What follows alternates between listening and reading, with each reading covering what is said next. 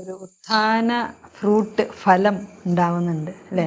സ്വയം പരിത്യജിച്ച് നമ്മൾ dye to self, സ്വയം അങ്ങനെ ഒരു മരിക്കണ ഒരു എക്സ്പീരിയൻസാണ്. അതിൽ കൂടെ കടന്നു പോകുമ്പോൾ ഒരു ഉത്ഥാന ഫലം കൂടി നമുക്കുണ്ടാവും. The fruit, resurrection fruit, rising fruit.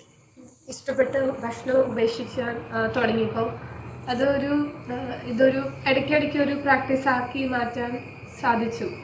ആദ്യം ഭയങ്കര ബുദ്ധിമുട്ടായിരുന്നു, ഒരു വിഷമമായിരുന്നു. അയ്യോ ഇതെനിക്ക് കിട്ടിയില്ലല്ലോ, ബാക്കി എല്ലാവരും കിട്ടി, എനിക്ക് കിട്ടിയില്ലല്ലോ.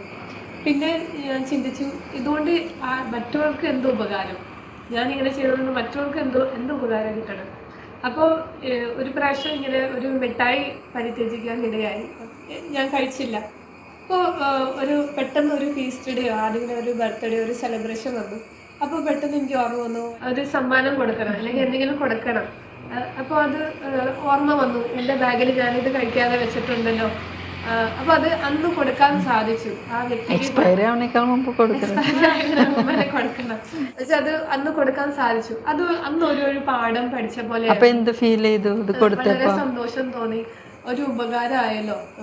ഒന്നും ഇല്ലാത്ത സമയമായിരുന്നു, പെട്ടെന്ന് കടയിൽ പോകാനുള്ള അവസരമില്ലായിരുന്നു. അപ്പോൾ ഇത് ഉള്ളപ്പോൾ അതൊരു ഹെൽപ്പായി മാറിയല്ലോ, അതൊരു സന്തോഷമായി മാറിയല്ലോ.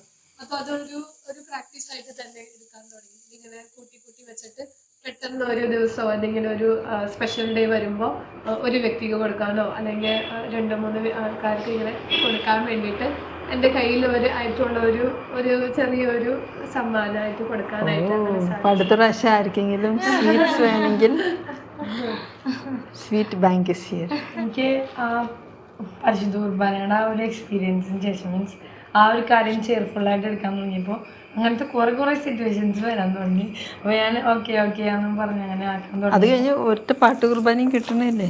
അതിൻ്റെ ഉണ്ട്. എന്നാലും ചിലപ്പോൾ ഒക്കെ അങ്ങനത്തെ സിറ്റുവേഷൻസ് വരാൻ തുടങ്ങി. അപ്പോൾ ഞാനിങ്ങനെ നോട്ടീസ് ചെയ്തപ്പോൾ അങ്ങനെ പോയി തിരിച്ചു വരുമ്പോൾ കമ്മ്യൂണിറ്റിയിലേക്ക് കുറച്ചും കൂടിയും സമയം കൊടുക്കാൻ പറ്റുന്നുണ്ടായിരുന്നു ആ ദിവസങ്ങളിൽ.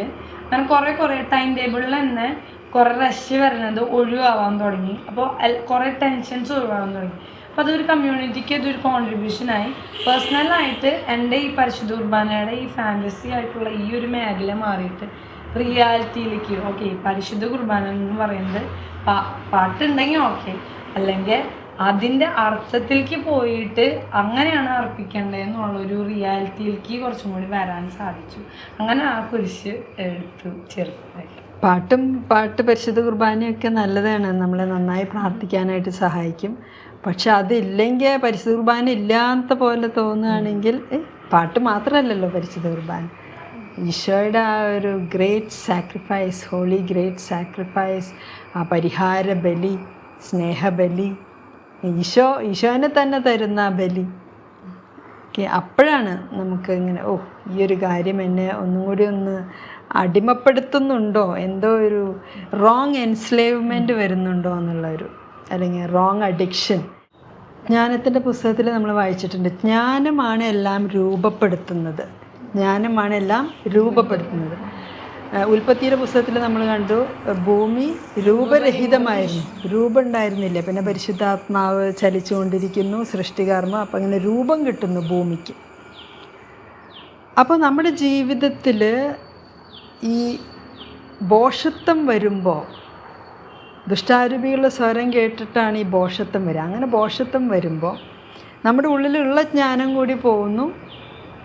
ഈ ജ്ഞാനം പോകുമ്പോൾ നമുക്ക് രൂപം നഷ്ടപ്പെടുന്നു, നമ്മൾ രൂപരഹിതമായിട്ട് മാറുന്നു, അല്ലെങ്കിൽ വിരൂപമായിട്ട് മാറുന്നു. അപ്പോൾ ഈ രൂപം തിരിച്ചു കിട്ടണം, അതിന് ജ്ഞാനം തന്നെ കയറണം. ജ്ഞാനത്തിൻ്റെ പുസ്തകം 6-ാം അധ്യായം 11-ാം തിരുവാക്യത്തിൽ പറയുന്നുണ്ട്, ജ്ഞാനം 6:11, എൻ്റെ വചനങ്ങളിൽ അഭിലാഷമർപ്പിക്കുക, അവയോട് തീവ്ര അഭിനിവേശം കാണിക്കുക, നിങ്ങൾക്ക് ജ്ഞാനം ലഭിക്കുക. അപ്പോൾ ഈശോയുടെ സ്വരം കേട്ടാലല്ലേ ഈശോയുടെ പിന്നാലെ പോകാൻ പറ്റുള്ളൂ, അപ്പോഴല്ലേ ജ്ഞാനം നിറയുള്ളൂ. അപ്പോഴാണ് നമ്മുടെ ഭോഷത്വമൊക്കെ പോവും, പൂർണ്ണമായി ഉദിക്കുമ്പോൾ അപൂർണ്ണമായി അസ്തമിക്കുന്നു. അപ്പം ജ്ഞാനം നിറയുമ്പോൾ ഭോഷത്വം പോവും, അസ്തമിക്കും. അപ്പം നമുക്ക് രൂപം വരും. ഭോഷത്വം മാറാൻ കൂടിയാണ് നമ്മൾ സ്വയം പരിത്യജിക്കുന്നത്, ജ്ഞാനം കിട്ടാൻ വേണ്ടി. എവിടെയെങ്കിലും ഒന്ന് വീണു എന്ന് വിചാരിക്കുക, വീണിട്ട് ഇനി കൈയിന് ഫ്രാക്ചർ ആണോ എന്നിങ്ങനെ വിചാരിച്ച് അപ്പോൾ കൈ അനക്കാതെ വെച്ചു. പിന്നെ എക്സ്റേയും സ്കാനൊക്കെ എടുത്തപ്പോൾ റിയലൈസ് ചെയ്തു ഇത് എല്ലൊന്നും പൊട്ടിയിട്ടില്ല, പക്ഷെ ബൈ ദ ടൈം കൈ അനക്കാതെ വെച്ചുകൊണ്ട് കൈ ഇങ്ങനെ ഫ്രോസൺ കൈ പോലെയായി. അപ്പോൾ അതിൻ്റെ രൂപം നഷ്ടപ്പെട്ടു, വിചാരിച്ച പോലെ കൈയൊന്നും അങ്ങോട്ടും ഇങ്ങോട്ടും തിരിക്കാൻ പറ്റുന്നില്ല. അപ്പോൾ എക്സസൈസ് ചെയ്യണം. ചിലപ്പോൾ സ്വയം അധികം എക്സസൈസ് ചെയ്യാൻ പറ്റില്ല, വേദന ഉണ്ടാകുമ്പോൾ നമ്മൾ ചെയ്യില്ല. അപ്പോൾ ഫിസിയോതെറാപ്പി വേണം. വേറൊരാൾ അതിൻ്റെ രൂപം ശരിയാക്കണം, ഡിഫോം ആയിട്ടുള്ളത് ഫോമിലേക്ക് കൊണ്ടുവരണം. അപ്പോൾ പലപ്പോഴും ജീവിതത്തിൽ നമ്മൾ ഈശോയിനെ കേൾക്കാതെ അവരിവരൊക്കെ കേൾക്കാൻ പോയി ബോഷത്തൊക്കെ കയറി ചിലപ്പോൾ രൂപം പോയിട്ടുണ്ടെങ്കിൽ, അല്ലെങ്കിൽ വിരൂപമായിട്ടുണ്ടെങ്കിൽ, ഡിസ്ഫിഗേർഡ് ആയിട്ടുണ്ടെങ്കിൽ, ഡിഫോംഡ് ആയിട്ടുണ്ടെങ്കിൽ എക്സസൈസുകൾ ആവശ്യമുണ്ട്. നമുക്ക് സ്വയം എക്സസൈസ് ചെയ്യണം. ചെയ്യാൻ പറ്റിയില്ലെങ്കിൽ ബാക്കി ഫിസിയോതെറാപ്പിസ്റ്റ് വന്നിട്ട് ഫിസിയോതെറാപ്പി ചെയ്യേണ്ടി വരും. കുറച്ച് പെയിൻഫുള്ളൊക്കെയാണ്. രൂപം തിരിച്ച് കിട്ടണ്ടേ, പഴയ പോലെ ആക്കണ്ടേ. അപ്പോൾ അതിനും കൂടി സെൽഫ് ഡിനയൽ നല്ലതാണ്. സ്വയം പരിത്യജിക്കുമ്പോൾ നമ്മളൊരു എക്സസൈസ് ചെയ്യാണ്, നമ്മളൊരു എഫേർട്ട് എടുത്ത് ഒരു ഇനിഷ്യേറ്റീവ് എടുത്ത് ചിലത് സെൽഫ് ഡിനയൽ ചെയ്യുമ്പോൾ, സ്വയം പരിത്യജിക്കുമ്പോൾ അതൊരു എക്സസൈസും കൂടിയാണ്. എന്ത് ഈ ബോഷത്തൊക്കെ കളഞ്ഞ് ജ്ഞാനം കയറ്റാൻ വേണ്ടി. അപ്പോൾ അതും കൂടി ഇന്ന് നമ്മുടെ മനസ്സിലിരിക്കട്ടെ. സ്വയം പരിത്യജിച്ച് അപ്പോൾ കുരിശെടുക്കാൻ പറ്റില്ല. അല്ലെങ്കിൽ കൈ ഇങ്ങനെ ഫ്രോസൺ ആയിട്ടിരിക്കണമെങ്കിൽ കുരിശെടുക്കാൻ നോക്കുമ്പോൾ പറ്റണില്ലേ, കൈ ഇങ്ങനെ അനക്കാൻ പറ്റണില്ലേ. അപ്പോൾ സ്വയം പരിത്യജിക്കാൻ ആ ഒരു എക്സസൈസ് ചെയ്യുമ്പോൾ, മോട്ടിഫിക്കേഷനൊക്കെ എന്ന് പറയുമ്പോൾ സെൽഫ് ഡിസിപ്ലിന് വേണ്ടി നമ്മൾ ഓരോന്ന് ചെയ്യുന്നു. നല്ല ശീലങ്ങൾ, എക്സസൈസ് എന്ന് വെച്ചാൽ നല്ല ശീലങ്ങൾ ഉണ്ടാക്കിയെടുക്കുക. മുമ്പത്തെ ദുശീലമാണെങ്കിൽ അതിന് ഓപ്പോസിറ്റ് ചെയ്തിട്ട് കൗണ്ടർ കറൻറ്റ് ചെയ്തിട്ട് ഒരു എക്സസൈസൊക്കെ ചെയ്തിട്ട്, അല്ലേ. ഇപ്പോൾ ഇതിങ്ങനെ ഫോമായിട്ടിരിക്കുകയാണെങ്കിൽ ചിലപ്പോൾ ഇങ്ങനെ ആക്കേണ്ടി വരും, അപ്പോഴാണത് ശരിയാവുക. അപ്പോൾ ഈ സെൽഫ് ഡിനയൽ എന്തിനാ? മുമ്പ് ഇങ്ങനെ ഒരു പ്ലഷറബിൾ ഇതിലിങ്ങനെ ചെയ്തു പോന്നു, അതൊന്ന് സ്റ്റോപ്പ് ചെയ്തിട്ട് അതിൻ്റെ നേരെ ഓപ്പോസിറ്റ് ചെയ്താൽ ഒരു എക്സസൈസ് ആവും, ഫിസിയോതെറാപ്പി ആവും. നമുക്ക് നമ്മളുടെ ഹെൽത്ത്, സ്പിരിച്വൽ ഹെൽത്ത് വീണ്ടും കിട്ടും. അപ്പോൾ deny your self, take up your cross and follow Jesus. സ്വയം പരിത്യജിച്ച്, തന്നെ പരിത്യജിച്ച് സ്വന്തം കുരിശുമെടുത്ത് ഈശോയുടെ പിന്നാലെ പോയാൽ സ്വർഗത്തിലെത്തും, പിതാവിൻ്റെ അടുത്തേക്ക് എത്തും. നിത്യമായ സൗഭാഗ്യമുള്ള ജീവിതം, അതിലേക്ക് നമുക്ക് ഒരുങ്ങാം സന്തോഷപൂർവ്വം. God loves a cheerful giver. So do you have anything to tell them? Tell them God loves a cheerful giver. God loves a cheerful giver. സന്തോഷപൂർവ്വം നൽകുന്നവനെയാണ് ദൈവം സ്നേഹിക്കുന്നത്. So all the best. നിങ്ങൾക്കും സ്വയം പരിത്യജിക്കാൻ പറ്റട്ടെ, സ്വന്തം കുരിശ് സന്തോഷത്തോടുകൂടെ സ്നേഹത്തോടുകൂടെ എടുക്കാൻ പറ്റട്ടെ, ഈശോയുടെ പിന്നാലെ പോകാൻ പറ്റട്ടെ, അബ്ബാ പിതാവിൻ്റെ അടുത്ത് എത്താൻ പറ്റട്ടെ. Reign the holy ruach lord, Reign forevermore. വ്യാകുല മാതാവ് ഈസ് നോട്ട് എ സാഡ് മാതാവ് ബട്ട് സോറോഫുൾ മാതാവ് എന്നാണ് അന്ന് ഒരു ക്ലാസ്സിൽ പറഞ്ഞത്. അതെനിക്ക് പുതിയൊരു അറിവായിരുന്നു. കാരണം വ്യാകുല മാതാവ് എന്ന് പറയുമ്പോൾ ഇങ്ങനെ കരഞ്ഞിരിക്കുന്ന മാതാവ് എന്നുള്ളൊരു ഐഡിയ ആയിരുന്നു എൻ്റെ ഉള്ളിലുണ്ടായിരുന്നത്. പക്ഷേ ഈ ക്ലാസ് കഴിഞ്ഞപ്പോഴാണ് മനസ്സിലായത് വ്യാകുല മാതാവ് സാഡ് മാതാവല്ല, പക്ഷെ സോറോഫുൾ മാതാവാണ്. എന്നിട്ട് ഈ ക്ലാസ്സിൽ പറഞ്ഞു സോറോൻ്റെ ഡെഫിനിഷൻ എന്താണ്, spiritual definition. Sorrow is an experience of deep redemptive pain. ആഴമേറിയ രക്ഷാകര വേദനയുടെ അനുഭവമാണ് സോറോ. അപ്പോൾ ഈ പരിശുദ്ധ അമ്മയ്ക്ക് ആഴമേറിയ രക്ഷാകര വേദനയായിരുന്നു എന്നുള്ള കാര്യം എനിക്ക് അന്ന് അനുതാപത്തിലേക്ക് നയിച്ചിട്ടുണ്ടായിരുന്നു. കേട്ടപ്പോൾ തന്നെ എൻ്റെ ഉള്ളിൽ ടച്ചായി ഈ ക്ലാസ് കഴിഞ്ഞപ്പോൾ. എങ്ങനെയാ വ്യാകുല മാതാവ് ഒരു sorrowful mother, real sorrowful mother എങ്ങനെയാണ് ആയിരിക്കേണ്ടത്, അങ്ങനെ ഈ ക്ലാസ് കഴിഞ്ഞപ്പോൾ മനസ്സിലായി. എന്നിട്ട് ഈ ക്ലാസ്സിൽ തന്നെ പറയുന്നു മദർ മെഡിറ്റേറ്റ് എവ്രി ഡേ. ഈ പരിശുദ്ധ അമ്മയുടെ വ്യാകുലങ്ങൾ നമ്മൾ എല്ലാ ദിവസവും മെഡിറ്റേറ്റ് ചെയ്തുകൊണ്ടേ ഇരിക്കണം, ധ്യാനിക്കണം. അപ്പോഴാണ് നമുക്കും ഈ രക്ഷാകര വേദനകൾ എടുക്കാൻ പറ്റുള്ളൂ, രക്ഷാകര സഹനങ്ങൾ എടുക്കാൻ പറ്റുള്ളൂ. ഈ ഏതൊക്കെയാണ് ഈ 7 വ്യാകുലങ്ങൾ? നമുക്ക് ഓരോന്ന് പറഞ്ഞാൽ പരിശുദ്ധ അമ്മയുടെ 7 വ്യാകുലങ്ങൾ എന്ന് പറയുന്നത് ഒന്നാമത്തെ ശിമയോന്റെ പ്രവചനം, ഈജിപ്തിലേക്കുള്ള പലായനം, പിന്നെ ഈശോയെ കാണാതാവുന്നത്, പിന്നെ ഈശോയെ കാൽവരി വഴിയിൽ വെച്ച് കണ്ടുമുട്ടുന്നത്, പിന്നെ ഈശോ കുരിശിൽ തൂങ്ങി മരിക്കുന്നത്, പിന്നെ ഈശോയെ മടിയിൽ കിടത്തുന്നത്, പിന്നെ ഈശോയെ സംസ്കരിക്കുന്നത്. ഈ 7 വ്യാകുലങ്ങളെ ധ്യാനിക്കുമ്പോഴാണ് കൂടുതൽ നമ്മൾ ഈശോയുമായിട്ട് അടുക്കാൻ തുടങ്ങുക. പരിശുദ്ധ അമ്മയുടെ കരം പിടിച്ചു കഴിഞ്ഞാൽ നമ്മൾ ഈശോയിലേക്ക് വേഗം എത്തും. ഈ ക്ലാസ് കഴിഞ്ഞപ്പോൾ വ്യാകുല മാതാവ് എന്താണെന്ന് മനസ്സിലാക്കാൻ സാധിച്ചു. കൂടുതൽ പ്രാർത്ഥിക്കാൻ സാധിച്ചു ഈശോയുടെ രക്ഷാകര സഹനങ്ങൾ. വ്യാകുല മാതാവിനെ പറ്റി ഒരു പാട്ടുണ്ടല്ലോ, വ്യാകുല മാതാവേ സഹരക്ഷകയേ, വ്യാകുല മാതാവേ സഹരക്ഷകയേ, വ്യാകുല മാതാവേ സഹരക്ഷകയേ, വ്യാകുല മാതാവേ സഹരക്ഷകയേ, സഹരക്ഷകയേ. നമ്മളെ പഠിപ്പിക്കുന്നത് പരിശുദ്ധ അമ്മ കുരിശിൻ ചുവട്ടിലായിരിക്കാനാണ്, രക്ഷ സ്വീകരിക്കാനായിട്ട് നമ്മളെ പഠിപ്പിക്കുന്നു, ഹൃദയത്തെ സംഗ്രഹിക്കാനായിട്ട് പഠിപ്പിക്കുന്നു.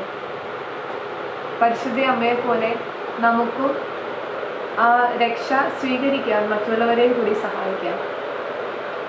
വ്യാകുല മാതാവേ സഹരക്ഷകേ, വ്യാകുല മാതാവേ സഹരക്ഷകേ, വ്യാകുല മാതാവേ സഹരക്ഷകേ, സഹരക്ഷകേ. ഒരു ട്രൂ സ്പിരിച്വാലിറ്റി ഉണ്ട്, ഫോൾസ് സ്പിരിച്വാലിറ്റി ഉണ്ട്.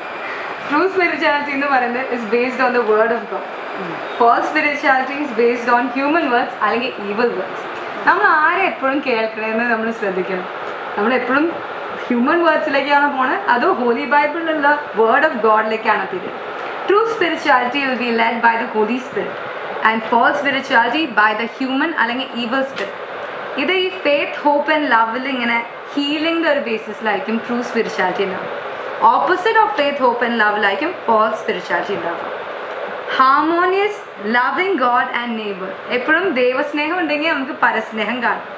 ഇതിൻ്റെ ഫോൾസ് സ്പിരിച്വാലിറ്റി ആണെങ്കിൽ ഒരു വിംസ് ആൻഡ് ഫാൻസീസിലേക്കായിരിക്കും ആൾക്കാരെ കാണിക്കാൻ, ഒരു ഷോ കേസ്, ഒരു പെർഫോമൻസിലായിരിക്കും. ഈ ദൈവസ്നേഹത്തിൽ നിന്ന് പരസ്നേഹം വരണമെങ്കിൽ ആദ്യം നമ്മൾ ദൈവസ്നേഹത്തിലേക്ക് കടക്കണം അല്ലേ? അത്രയും നമ്മൾ ആയാലാണ് പരസ്നേഹ പ്രവൃത്തി എന്തെങ്കിലും ആകുള്ളൂ. ദൈവസ്നേഹത്തിൽ നിന്നും ഒഴുകിയാലല്ലേ പരസ്നേഹമാവുള്ളൂ. പിന്നെ ട്രൂ സ്പിരിച്വാലിറ്റി എന്ന് പറഞ്ഞപ്പോൾ based on word of God, true spirituality word of God. പിന്നെ ഫോൾസ് സ്പിരിച്വാലിറ്റി തന്നെ ഉണ്ട്. അതിന് സ്ട്രൈക്കിങ്. സ്പിരിച്വാലിറ്റി എന്ന് പറയണ കേട്ടിട്ടുണ്ട്, നീ ഭയങ്കര സ്പിരിച്വൽ പേഴ്സൺ ആണ്, അവള് ഭയങ്കര സ്പിരിച്വൽ പേഴ്സൺ ആണ്. പക്ഷെ ട്രൂ സ്പിരിച്വാലിറ്റി ഉണ്ട്, ഫോൾസ് സ്പിരിച്വാലിറ്റി ഉണ്ട്. അപ്പോൾ false spirituality based on human word. പിന്നെ ഈ ഒരു ട്രൂ സ്പിരിച്വാലിറ്റിയിൽ നമ്മൾ ആത്മാവിൻ്റെ കാര്യങ്ങളിലായിരിക്കും നമ്മൾ പ്രയോറിറ്റൈസ് ചെയ്യണം. ലൈക്ക് ഭൗതികമായിട്ട് എന്ത് ചെയ്യണ്ടെന്നല്ല, പക്ഷെ ആത്മീയമായിട്ട് എനിക്ക് എങ്ങനെ ആത്മാക്കളെ നേടാം, കർത്താവിലേക്ക് അടുക്കാം, അതായിരിക്കും പ്രയോറിറ്റീസ്. അപ്പം അതിനനുസരിച്ച് നമ്മളെ കാര്യങ്ങളും സ്ഥലങ്ങളൊക്കെ ക്രമീകരിക്കും. അപ്പം ട്രൂ സ്പിരിച്വാലിറ്റിയിൽ എത്ര എണ്ണം ഉണ്ട്? 7 കാര്യങ്ങൾ.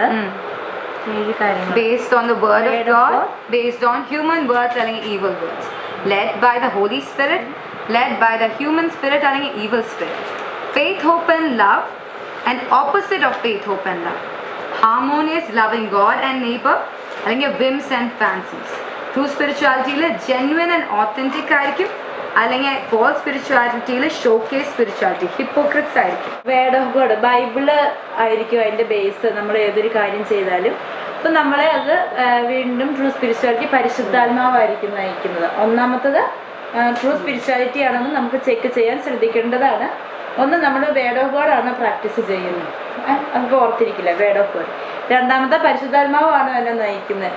പരിശുദ്ധാത്മാവിൻ്റെ സ്വരത്തിന് ഞാൻ ചെവി കൊടുക്കുന്നുണ്ട്, അല്ലെങ്കിൽ എൻ്റെ ഇഷ്ടമാണ്. പരിശുദ്ധാത്മാവിൻ്റെ സ്വരം കഴിഞ്ഞാൽ ചിലപ്പോൾ എൻ്റെ ഇഷ്ടം ഞാൻ അവിടെ കട്ട് ചെയ്യുന്നത് വിചാരിക്കും. അങ്ങനെയല്ലേ നമുക്ക് ശ്രദ്ധിക്കാൻ പറ്റുള്ളൂ. പിന്നെ അടുത്തത് ദൈവിക പുണ്യങ്ങൾ, വിശ്വാസം, പ്രത്യാശ, സ്നേഹം, അതിൽ ബേസ് ആയിരിക്കും നമ്മുടെ ട്രൂ സ്പിരിച്വാലിറ്റി എന്ന് പറയുന്നത്. പിന്നെ ജെനുവിൻ Authentic. ഒതന്റിക് എന്ന് പറഞ്ഞ ജെനുവിൻ ഒതന്റിക് ആത്മാർത്ഥമായിട്ട്. ഒരു ആത്മാർത്ഥതയുണ്ടാവും, സത്യസന്ധതയുണ്ടാവും. Authentic ഒരു അപ്പൊ ഒരു കാണിച്ചു കൂട്ടലല്ല, ഒരു ഉള്ളിൽ നിന്നുള്ള സ്പിരിച്വാലിറ്റി. പിന്നെ ഹ്യൂമിലിറ്റി, അത് നമുക്കറിയാം, എളിമ. പിന്നെ പിന്നെ പിന്നെ ആത്മീയ കാര്യങ്ങളിലായിരിക്കും മനസ്സ് വെക്കുന്നത് കൂടുതലും ആത്മീയ. അപ്പം ഭൗതിക കാര്യങ്ങൾ ചെയ്യുമ്പോൾ അതിലൊരു ആത്മീയമായിട്ട് എന്തെങ്കിലും ഇട്ടിട്ട്, ഇപ്പം നമ്മളിവിടെ കുക്ക് ചെയ്യുന്നതാണെങ്കിലും ഇല്ലേ, നമ്മൾ ഓരോ ഗ്രേസ് ഇട്ട്, നമ്മൾ കഴിഞ്ഞ പ്രാവശ്യം പറഞ്ഞ പോലെ ഓരോ ഗ്രേസ് ഇട്ട് സ്നേഹം ഇട്ട് അല്ലെങ്കിൽ പ്രാർത്ഥിച്ച് ചെയ്യുമ്പം അതൊരു ആത്മീയ കാര്യം. അത് നമ്മൾ സ്പിരിച്വാലിറ്റി, ഇപ്പോൾ ട്രൂ സ്പിരിച്വാലിറ്റിയുടെ ക്വാളിറ്റീസ്.